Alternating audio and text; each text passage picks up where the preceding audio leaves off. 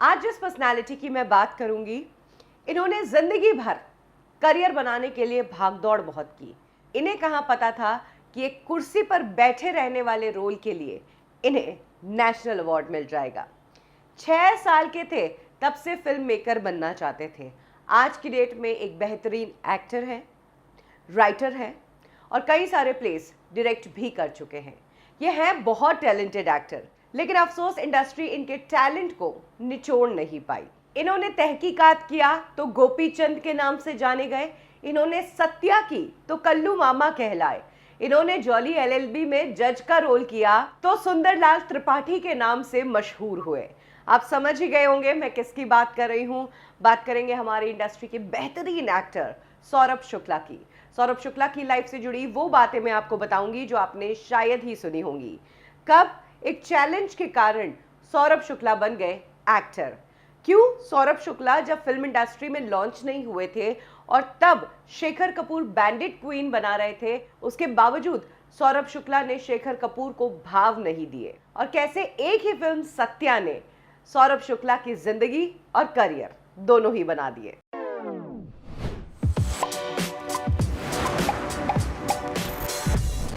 सौरभ शुक्ला एक musical family से आते हैं। उनके पिता शत्रुघ्न शुक्ला आगरा घराने के मेन वोकलिस्ट थे और आगे चलकर वो दिल्ली यूनिवर्सिटी में म्यूजिक के प्रोफेसर बने। बात करें उनकी मदर जोग माया शुक्ला की, तो वो इंडिया की पहली फीमेल तबला प्लेयर है और तबला बजाने में माहिरियत हासिल की थी। यही कारण है कि बचपन में जहां बच्चे अ आ इ ई सीखते हैं, सौरभ शुक्ला ने सारेगामा सीखा। एक्टिंग तो बाद में सीखी, सिंगिंग वो पहले ही सीख चुके थे। सौरभ शुक्ला की फैमिली में क्योंकि ये क्रिएटिव और आर्ट का माहौल था, यही कारण है कि फिल्में भी देखी जाती थी। इनफैक्ट कल्चर ये था कि हर संडे पूरी फैमिली 2 फिल्में देखती थी। हालांकि सौरभ शुक्ला का कहना है कि महीने की हमारी 8 फिल्में हो जाया करती थी, लेकिन उससे भी उनका जी नहीं भरता था, वो और भी फिल्में देखा करते थे। फिल्में देखने में उन्होंने अपना ज़्यादातर बचपन गुजारा और 6ठी क्लास में आके तो दिमाग इतना चलने लग गया कि खुद की फिल्म बनाने की तैयारी कर ली। उन्हें लगा कि फिल्में कैसे बनाई जाती है, बस कैमरा से पिक्चर्स को क्लिक करो और उन्हें प्रोजेक्टर पर रन कर दो, फिल्म बन जाती है। और इसी मशक्कत में, इन्हीं बातों में सौरभ शुक्ला बड़े हुए। इनफैक्ट उनके साथ उनका एक दोस्त था अरुण पंत, जो कॉलेज से लेकर थिएटर तक उनके साथ रहा। सौरभ शुक्ला जैसे जैसे बड़े हुए तब ये फिल्म मेकिंग का कीड़ा उनके अंदर और बड़ा होता गया, और तब तक वीडियो कैमरास आ गए थे। लेकिन अब फिल्म बनाने के लिए पैसे बहुत चाहिए थे। 1 साल तक पैसा इकट्ठा किया, उसके बावजूद फिल्म बनने जितना तो पैसा हुआ ही नहीं इकट्ठा। यही कारण है कि तब अरुण पंत ने सौरभ शुक्ला को आइडिया दिया कि अपन ना थिएटर ज्वाइन करते हैं, तो वहाँ पर एक्टिंग भी आएगी, राइटिंग भी आएगा, डायरेक्शन भी आएगा, और ये 3 चीज़ सीख जाएंगे तो फिर फिल्म बन गई। तो ये सोचकर उन्होंने थिएटर ज्वाइन कर लिया। थिएटर में फिर एक अलग ही दुनिया, आर्ट की दुनिया, लिटरेचर की दुनिया, कहानियों की दुनिया। हर इंसान के पास अलग कहानी है, अपना एक एंगल है दिखाने का, एक अलग ही दुनिया का हिस्सा वो बन गए और उनके साथ उठना बैठना शुरू किया, ब्रेनस्टॉर्मिंग की। और एक टाइम आया जब सौरभ शुक्ला प्लेस के इर्द गिर्द घूमते घूमते प्लेस लिखने लगे, वो राइटर बन गए। इसी दौरान सौरभ शुक्ला का एक पहला प्ले था जिसे वो डायरेक्ट करने वाले थे, और ये प्ले थोड़ा प्रोफेशनली होने वाला था। यही कारण है कि इस प्ले को लेकर सौरभ शुक्ला बहुत ज़्यादा पर्टिकुलर थे। सब चलता है करके ये प्ले था, और इसमें एक पागल आदमी का किरदार था। जो एक्टर इस किरदार को निभा रहा था, as a director Saurabh Shukla उसे 10 बार समझा चुके थे कि देख, नॉर्मल और नेचुरल एक्टिंग कर और ढंग से कर। उस एक्टर को 10 बार समझाया, उसके समझ नहीं आया।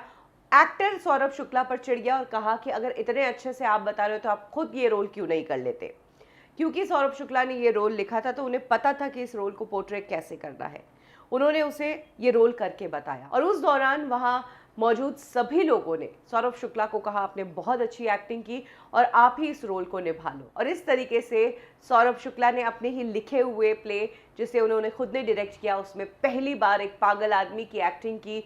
60 सेकंड का ये रोल था, और किसे पता था कि इस 60 सेकंड के रोल से सौरभ शुक्ला इंडस्ट्री में 32 साल गुजार लेंगे। सौरभ शुक्ला अब तक राइटिंग कर रहे थे और डायरेक्शन कर रहे थे और अच्छा मजा आ रहा था, लेकिन जब इस प्ले में उन्होंने ये छोटा सा रोल किया और जिस तरीके से लोगों ने उनकी तारीफ की और जो प्रेज उन्हें मिली, उसका काफ़ी प्रभाव पड़ा उन पर, और इसके बाद उन्होंने एक्टिंग पर ध्यान देना शुरू कर दिया। प्लेस में एक्ट करने का सफर यहीं से शुरू हुआ। धीरे धीरे अपनी एक्टिंग के दम पर सौरभ शुक्ला एनएसडी के रेपेट्री सेंटर का हिस्सा बन गए। वहां पर वो एक पेड एक्टर के तौर पर काम किया करते थे। एनएसडी की फैकल्टीज और उनके स्टूडेंट्स के साथ काफी प्लेस सौरभ शुक्ला कर चुके थे और उनका एक अच्छा खासा ग्रुप बन चुका था। इसी दौरान खबर आई कि एक रिनाउंड डायरेक्टर जो है बटरलुची, जिनके साथ कोई भी एक्टर काम करना अपना सौभाग्य मानता है, वो लिटिल बुद्धा नाम की एक सीरीज बना रहे थे और उस सीरीज के लिए सौरभ शुक्ला को कॉल आया। उन्हें फ्लाइट की टिकट और होटल का रूम बता दिया गया कि आपको इस दिन यहाँ पहुँचना है। सौरभ शुक्ला पहुंच गए। वहां पर उन्होंने इस प्ले की तैयारी कर ली और उन्हें लगा कि मेरी गाड़ी तो चल पड़ी, क्योंकि उस दौरान सौरभ शुक्ला के साथ वाले जितने भी एक्टर्स थे वो टीवी इंडस्ट्री में या फिर फिल्मों में साइड रोल्स कर रहे थे। एक्चुअली सेम टाइम पर शेखर कपूर बैंडिट क्वीन के लिए कास्टिंग कर रहे थे। तिग्मांशु धूलिया इस फिल्म के कास्टिंग डायरेक्टर थे और एनएसडी से ही ज्यादातर स्टूडेंट्स को उठाया गया था। तब सौरभ शुक्ला क्योंकि एक अच्छे एक्टर माने जाते थे, शेखर कपूर उनसे भी मिले थे और शेखर कपूर ने उन्हें बताया भी था कि मैं बैंडिट क्वीन पर फिल्म बना रहा हूं। लेकिन सौरभ शुक्ला ने उन्हें ज्यादा भाव नहीं दिया, क्योंकि वो लिटिल बुद्धा में काम करना चाहते थे और इस सीरीज के लिए उन्हें 1 महीने तक यूके में रहना था। सौरभ शुक्ला को लग रहा था उनकी किस्मत बदल जाएगी, यहाँ से दिल्ली से डायरेक्ट यूके पहुंच जाएंगे, स्ट्रगल के दिन खत्म। लेकिन कुछ ही दिनों बाद सौरभ शुक्ला को एक कॉल आया और उन्हें बताया गया कि ये सीरीज कैंसिल हो गई है, आपका यूके जाना कैंसिल, आप जहां हैं दिल्ली में रेपेट्री में वहीं रहिए। और यहां से जिंदगी एक बार फिर से जीरो पर आ गई। इधर शेखर कपूर की फिल्म की कास्टिंग हो चुकी थी, लेकिन इसी दौरान एनएसडी में एक प्ले होता है खूबसूरत बहू, और इस प्ले में मेन रोल सीमा बिस्वास निभाती है।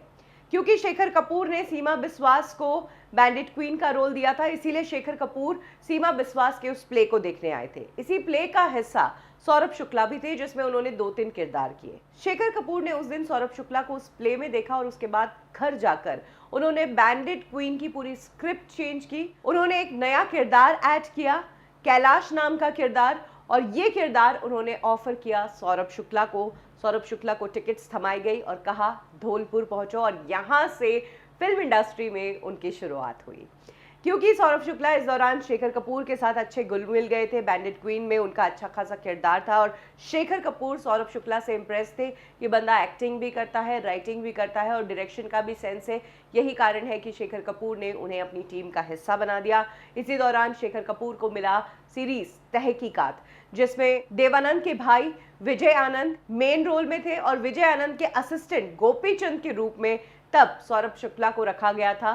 सौरभ शुक्ला ने एक्टिंग के साथ साथ इस दौरान राइटिंग में भी मदद की थी। तहकीकात आने के बाद सौरभ शुक्ला टीवी का जाना माना चेहरा हो गए और गोपी चंद के नाम से मशहूर होने लगे। इसके बाद सौरभ शुक्ला ने कुछ और टीवी सीरियल्स में काम किया, लिखे भी, साथ ही फिल्मों में छोटे मोटे रोल्स किए। लेकिन जिस फिल्म ने उन्हें पहचान दिलाई वो थी राम गोपाल वर्मा की फिल्म सत्या। सत्या में initially Saurabh Shukla as a actor नहीं जुड़े थे, उन्हें as a writer on board लाया गया था। उस दौरान राम गोपाल वर्मा इंडस्ट्री में बहुत बड़ा नाम थे। अनुराग कश्यप उन्हें असिस्ट कर रहे थे और वो उनकी ज्यादातर कहानियां लिखते थे।